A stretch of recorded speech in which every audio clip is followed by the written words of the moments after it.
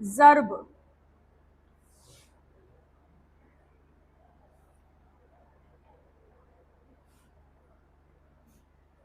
आगे लिखिए हाजिर।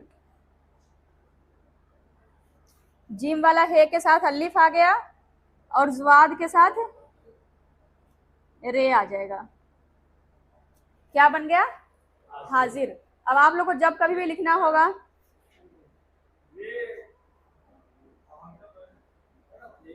इसकी बात कर रहे हैं आप, यहाँ पर जिम वाला हे आ गया, ठीक है। जिम वाला हे जो है कुछ इंपॉर्टेंट लफ्ज है उसमें लगेंगे। हाँ, नहीं नहीं तभी नहीं लगेगा, दूसरा हा भी लग सकता है, उसका और शक्ल नहीं आया, इसके लिए वो नहीं अभी इस्तेमाल कर रहे हैं, जब उसके और शक्ल आएंगे फिर उसको इस्तेमाल करेंगे, ठीक है।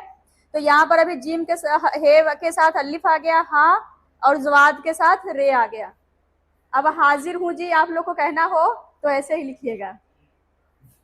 बाकी आज तो बहुत है ना, ये कर लीजिए, फिर आगे करेंगे कुछ नया।